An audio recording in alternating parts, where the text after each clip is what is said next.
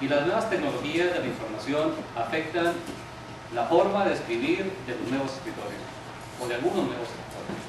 Se estudia de manera particular el caso de Fernando Iwasaki y Edmundo Paz-Oldán. Igualmente, cómo esta tecnología cultural se refleja en sus escritos, que transmiten puntos para ampliar un poco esta temática. Sostiene Edmundo Paz que el choque entre las fuerzas de la diversidad y de la tradición es un tema común en los pilares de la literatura latinoamericana de finales del siglo XX y comienzos del XXI.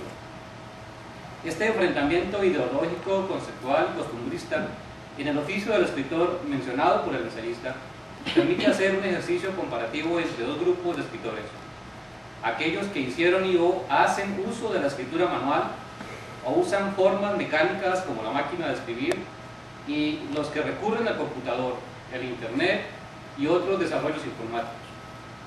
En el primer caso, en el primer grupo de escritores se puede citar a Jorge Luis Borges, Ernesto Sábato, Julio Cortázar, Andrés Rivera y Juan Filloy. En el otro grupo se pueden situar los escritores del crack, los de la antología de Macondo, entre ellos Iwasaki y Paz-Oldán, los de la generación Nocila y más recientemente los de Bogotá 39. Borges, quien tuvo serios problemas de visión, tenía un insólito modo de trabajar. Afirma María Esther Vázquez, su secretaria desde 1959, que él, Borges, dicta 5 o 6 palabras que iniciaban una prosa o el próximo verso de un poema e inmediatamente se las hacía leer. La frase se relee 1, 2, 3, 4, muchas veces hasta que encuentra la continuación y dicta otras 5 o 6 palabras. He llegado a leer, dice ella, 1 docena de veces un trozo de 5 líneas. Sucede así que de 2 o 3 horas de trabajo se logra media carilla, que ya no necesita correcciones. Aunque Borges hace uso de una necesitada forma de oralidad, Vázquez, su ayudante, utilizaba la máquina de escribir y la repetición de lo escrito para corregir y darle continuidad al trabajo. Es decir, la necesidad y las circunstancias moldearon esta forma particular de trabajar. Este choque entre las fuerzas de la diversidad y de la tradición no solamente genera enfrentamientos en la época actual, ni responde a necesidades especiales como es el caso de Borges, sino que ha sido una constante en la que el escritor se enfrenta permanentemente por el advenimiento de la técnica y de la tecnología.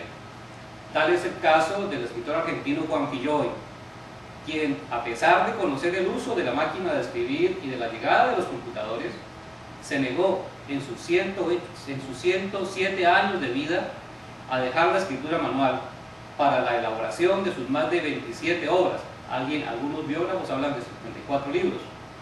Afirma Filloy en 1992, afirmaba: nunca he dejado de escribir a mano, nunca, porque los dedos son los extremos terminales de un impulso nervioso que viene del cerebro. Prefiero la escritura manual, es más estilística, más refinada.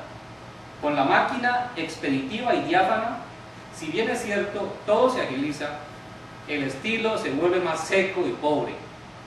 Por eso yo hago primero mis manuscritos y recién entonces los transcribo.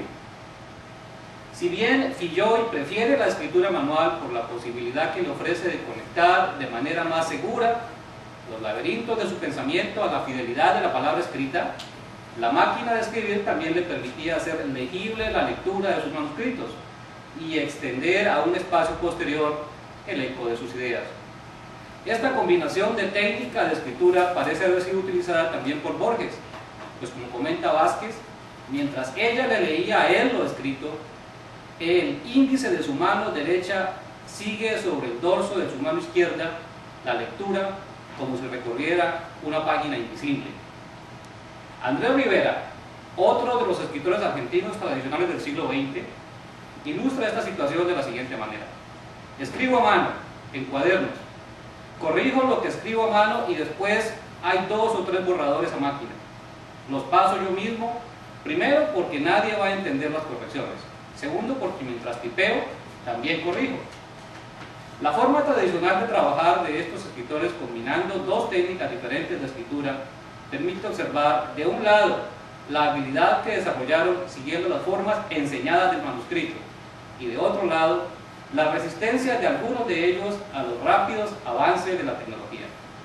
Dicha aceptación o resistencia al avance tecnológico ha generado reacciones diferentes en las personas, debido en parte a factores psicosociales, como el respeto y fidelidad a una tradición, para el caso del escritor o del intelectual, en la búsqueda de una mayor intimidad en el proceso de escritura.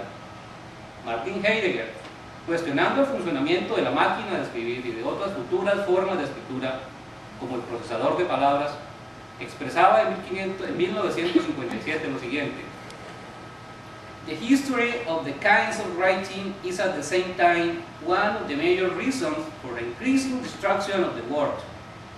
The word no longer passes through the hand as it writes and acts authentically, but through the mechanized pressure of the hand. The typewriter snatches script from the essential real of the hand, and this means the hand is removed from the essential real of the word." Esta defensa de la tradición de los manuscritos por parte de Heidegger y de sus consecuencias en la esencia del arte de escribir parece encontrar respaldo en estudios posteriores. Por ejemplo, Marshall McLuhan comenta que después de la llegada de la máquina de escribir en 1882, the poet or novelist now composes on the typewriter. The typewriter fuses composition and publication, causing an entirely to the written and printed word. Composing on the typewriter has altered the forms of the language and of literature in ways best seen in the later novels of Henry James.